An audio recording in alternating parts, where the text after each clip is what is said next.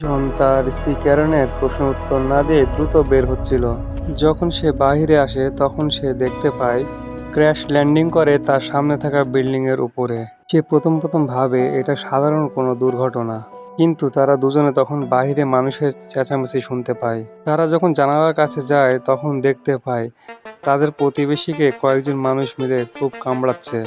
তখন টিভিতে থাকা খবরে বলা হচ্ছিল, আপনারা সকলেই ঘরে থাকুন, কারণ বাহিরে একটা নতুন ভাইরাস আক্রমণ করেছে। এখন দেশের অবস্থা অনেক খারাপ। যতক্ষণ না এই পরিস্থিতি ঠিক হচ্ছে ততক্ষণ আপনারা নিজ ঘরেই অবস্থান নিন, কারণ আপনারা ঘরে নিরাপদ থাকবেন।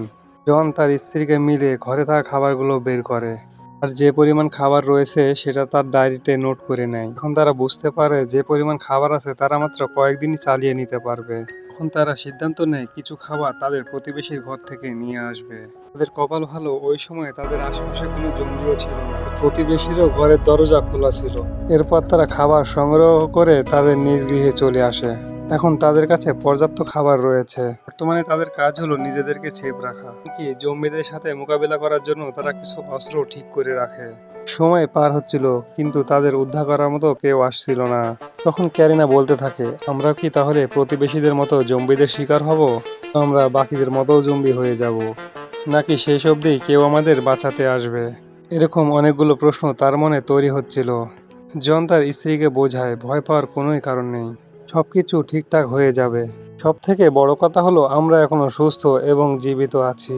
এই জায়গাটা অনেকটাই নিরাপদ। ক্যারেনার মন শান্ত হয়ে যায়। তারা সময় কাটানোর জন্য ব্যায়াম শুরু করে দেয়।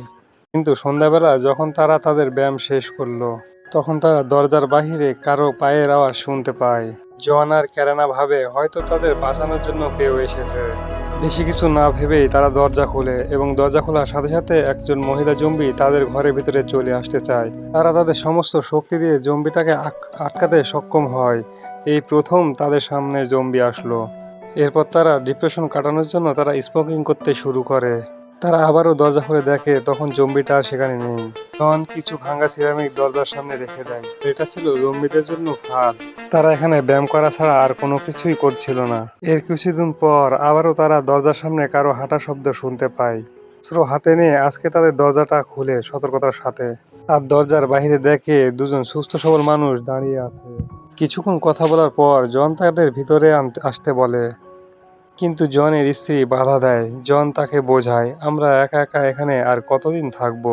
আমরা দুজন বেশি দিন সার্ভাইভ করতে পারবো না। তারা আমাদের সাথে থাকলে আমাদের সার্ভাইভ করতে আরো সহজ হবে। আর তারাও হয়তো বা এখানে বিপদে পড়েই এসেছে। আমাদের উচিত তাদের পাশে দাঁড়ানো। তখন ক্যারেনাও সম্মতি দিয়ে দেয়। ভিতরে আসার পর লোকটি জিগায়, তোমাদের কাছে কি খাবার পাওয়া যাবে? আমরা কয়েকদিন যাবত কিছুই খাইনি। জন এরকম কথা শোনার পরে খাবার আনতে যায়।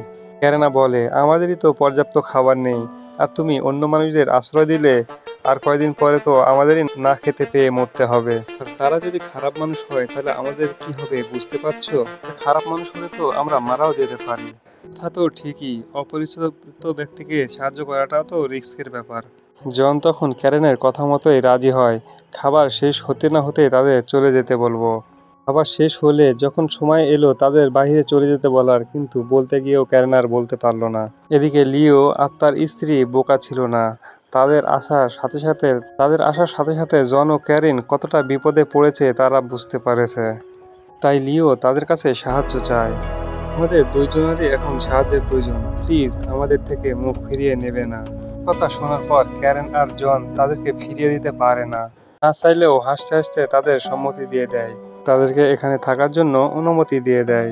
কিন্তু পরের দিন ক্যারিনা তার এই সিদ্ধান্তের জন্য পৌঁছাতে শুরু করে। ক্যারিনের বাথরুম চাপে, কিন্তু অ্যামেলিয়া সেই বাথরুমের মধ্যে সে সাজগোজ করছিল অনেক সময় ধরে। অ্যামেলিয়ার ব্যবহার অনেক অদ্ভুত ছিল, আর সে জেনে বুঝেই এমনটা করে। আর বেশ কিছুক্ষণ পরে এই সুন্দর মহিলা বাহিরে আসে। এসব দেখে ক্যারিনের অনেক রাগ হয়। তা করার সময় ক্যারিনা লিও আর অ্যামেলির কথা চিন্তা না করে তাদের কাজ করতে বলে। ক্যারিনা ভাবে তারা কাজের কথা শুনে হয়তো এই বাসা ছেড়ে অন্য কোথাও চলে যাবে, কিন্তু এরকমটা হয় না, এর হয় উল্টোটা। এদিকে অ্যামেলি তার হাজবেন্ড লিওকে জানায়, আজকেই রাতে জন আর ক্যারিনাকে হত্যা করব। তাদের এই বাসা আমাদের নিজেদের কবজাতেই নিয়ে নেব। রাতে লিও আর অ্যামেলি দেখে যে জন আর ক্যারিনা তাদের ছোপাতেই ঘুমাচ্ছে। তখন তারা তাদের সিদ্ধান্ত অনুযায়ী কাজ শুরু করতে চায়। মানে এদের দুজনকে মেরে ফেলতে চায়। কিন্তু ক্যারিনা ঘুম থেকে উঠে পড়ে, কারণ এদের পরিকল্পনা সম্পর্কে ক্যারিনা আগে থেকেই জানতে পেরেছিল। তাদের প্ল্যান ব্যর্থ হওয়াতে এমিলি তার হাতে একটি বই নেয়, যেন ক্যারিনা তাকে কোনো রকমই সন্দেহ না করতে পারে। তখন এমিলি ক্যারিনাকে বলে, আজকে রাতে খাবারের জন্য বিশেষ কিছু ডিশ তৈরি করব। কিন্তু ক্যারিনা এমিলিকে বলে, ম্যাডাম, আপনি আমাদের মেহমান, আপনি আরাম করুন, আমি আপনাদের পছন্দের মিষ্টি খাবার তৈরি করে দিচ্ছি। পর সে জনকে সাইডে এনে তার সব কথা খুলে বলে। জন তার স্ত্রীর কথা বিশ্বাসই করতে পারছিল না। আমি এই বিষয়টা আগে দেখব তারা কি করতে চায়। কিন্তু ক্যারিনা আর অপেক্ষা করতে চাইছিল না। ক্যারিনা আগে থেকেই তাদের উপর আক্রমণ করতে চাচ্ছে। এদিকে লিও আর এমিলি বুঝতে পারে কুছ কুছ হতা হ্যায়। এরপর তারাও তখন লড়াই করার জন্য প্রস্তুতি নিতে থাকে আর ব্যায়াম করতে থাকে। একটু পরে তারা লক্ষ্য করে ক্যারিনা তাদের জন্য খাবার নিয়ে আসছে। এদিকে এমিলিওরাও খাবার দেখে চিন্তায় পড়ে যায়, হয়তো ক্যারিনা এই খাবারে কোনো কিছু মিশিয়ে দিয়েছে।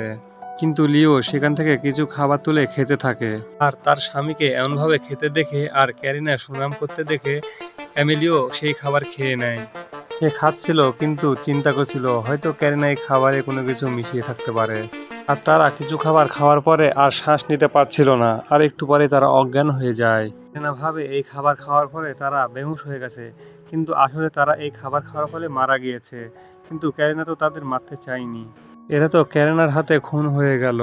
এখন তো এই লাশগুলোকে গুম করার পালা। মানে লিও আর এমিলির লাশ গায়েব করাই হচ্ছে তাদের মূল লক্ষ্য।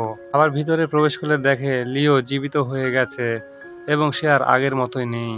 লিওর এমন ব্যবহার দেখে ক্যারিনা পিস্তলের ট্রিগার চেপে দেয়, আর এমিলিয়ারও জ্ঞান ফিরে আসে। কিন্তু তাদের আচরণ ছিল অদ্ভুত। এরা বুঝতে পারে এরা ভাইরাসের দ্বারা আক্রান্ত ছিল আর মারা যাওয়ার পর শেষ হয়ে যাবে। এই কারণে তারা দুজনে মিলে সিদ্ধান্ত নেয় কিভাবে এই লাশগুলো নিষ্পত্তি করবে। বর্তমানে তারা যা ভেবেছিল সেটাও এখন কঠিন হয়ে যাচ্ছে, এবং একটু উদ্ধারকারী দল তাদের এখনো পর্যন্ত নিতে আসেনি। যার কারণে জন এবং ক্যারিনা নিরাশ হয়ে পড়ে আর ডিসিশন নেয় যে কদিন বাঁচবে আনন্দ উপভোগ করেই বাঁচবে। আর মারা গেল এইভাবে, হ্যাঁ না না মানে এইভাবে, তারা এভাবেই বাঁচবে। তবে বন্ধুরা, আমারও তাই মনে হয় মরে যাওয়ার শেষ মুহূর্ত আগে হলেও আমাদের আনন্দ উপভোগ করে মরে যাওয়াটাই অনেক ভালো। যাই হোক, তারা ভাবতে থাকে এটাই হয়তোবা তাদের শেষ দিন, আর তারা আরো বেশি বেশি আনন্দ করতে থাকে। এর পরের দিন যখন দুজনেই তারা মদ্যপান করছিল আর টি-20 খেলার প্রস্তুতি নিচ্ছিল, ঠিক তখনই দরজার বাইরে কেউ একজন ঠোকা মারে। উদ্ধারকারী দল বলে উঠলো, আমরা উদ্ধারকারী দল, ভিতরে কেউ থাকলে সাড়া দিন।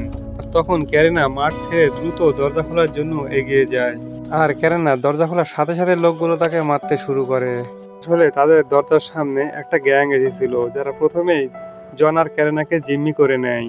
এই গ্যাংয়ের লোকজন জনকে ছুরি দেখে ভয় দেখায়, বলে, হারামজাদা, দরজা দেরিতে কেন খুললি? যদি তোদের ভালো চাস তাহলে তোদের যত খাবার আছে সব আমাদের দিয়ে দে, তাহলে আজকে এই মেয়েটার সঙ্গে টি-20 খেলবো সবাই মিলে। জন তো প্রথমে ভয়েই রাজি হয়ে যায়, কিন্তু গ্যাংয়ের লিডার মার্টিনের পরিকল্পনা তো ভিন্ন ছিল।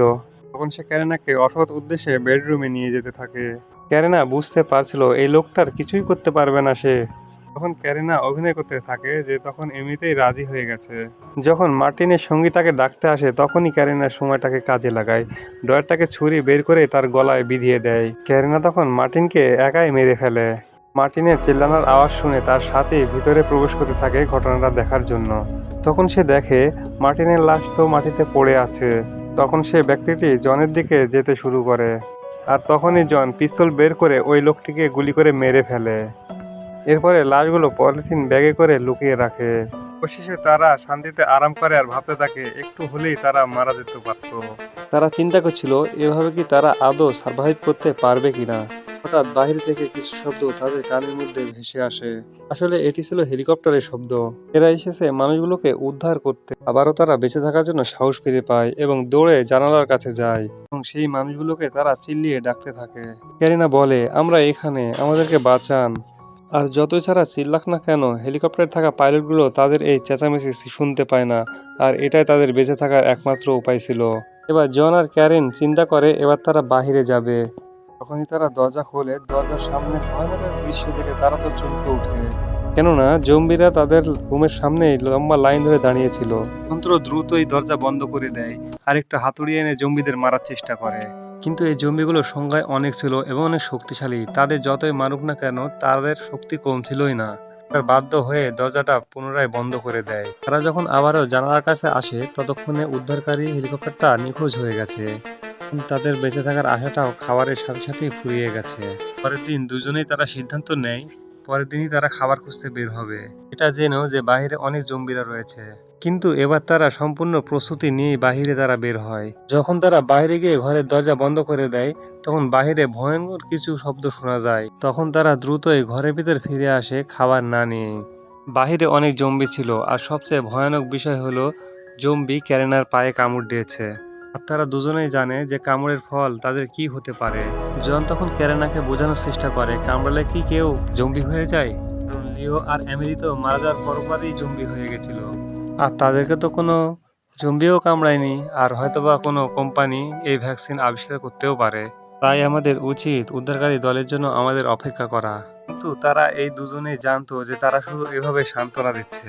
পরের দিন সকালে ক্যারেনা ঘুম থেকে উঠে পড়ে এবং তার শরীরে অন্যরকম অনুভব করে। সে খুব ক্ষুধার্ত এবং ভীত ছিল। সে হয়তো তার স্বামীর কোনো ক্ষতি করতে পারে, এজন্য সে চিরদিনের জন্য চলে যাবে বলে সিদ্ধান্ত নেয়। কিন্তু পিছন থেকে জন তাকে ডাক দেয় আর নিজের হাত কেটে রক্ত বের করে ক্যারিনাকে খাইয়ে দেয়, যেন ক্ষুধা একটু হলেও কমাতে পারে। রক্তের গ্লাস ক্যারিনার দিকে এগিয়ে দিলে সে আর না করতে পারে না। সে এই রক্ত দেখে খাওয়ার জন্য দুর্বল হয়ে যায়। এর ফলে ক্যারিনার ক্ষুধা অনেকটাই কমে যায়। কিন্তু এটার ফাইনাল সমাধান তাদের কাছে ছিল না। ক্যারিনা বুঝতে পারে তার ভাগ্য এটাই যে সেও জম্বিতে পরিণত হয়ে যাবে। আর জনের কোনো ক্ষতি হোক সেটা সে চাইছিল না। কিন্তু জনও তো নাছোড়বান্দা, সেও হার মানতে চাইছিল না। এরপর তারা উদ্ধারকারী দলের জন্য অপেক্ষা করতে থাকে। তারা ভবিষ্যতের জন্য চিন্তা করতে থাকে এবং জন ক্যারিনাকে বলতে থাকে খুব শীঘ্রই উদ্ধারকারী দল তাদের এখান থেকে উদ্ধার করে নিয়ে যাবে আর আমরা মুক্ত হব। এরপর তুমি ভ্যাকসিন পাবে, তারপর আমরা আবারও সুন্দরভাবে জীবন গড়ে তুলব। জন কথাগুলো বলার সময় একটু ইমোশনাল হয়ে পড়ে। আমরা জানি স্বপ্ন সবসময়ই সুন্দর হয়, কিন্তু বাস্তব তো বড়ই কঠিন। শেষে ক্যারিনা চিন্তাভাবনা নেয় জনকে সে ছেড়ে দেবে আর বাথরুমে একটা চিঠি রেখে যায়। আর জন চিঠিটা পড়ে বুঝতে পারছে যে তার সাথে কি ঘটেছে। জন আতঙ্কিত হয়ে বেডরুমের দরজা খুলে আর প্লাস্টিকের পর্দাটা সরাতেই দেখে ক্যারিন আগে থেকে জম্বিতে পরিণত, কিন্তু সে নিজেকে বন্দি করে রেখেছে যেন তার স্বামীর কোনো ক্ষতি না করতে পারে। সে একটা লেখা তার বুকের উপর লেগেছিল, আমাকে ভালোবাসো তাহলে আমাকে গুলি করে মেরে ফেলো। এটা দেখার পরে জনের মনটা অনেক ভেঙে যায়, কিন্তু কঠিন সিদ্ধান্ত তো তাকে নিতেই হবে। এরপর সে বেডরুমে প্রবেশ করে এবং পিস্তলটাকে হাতে নেয়।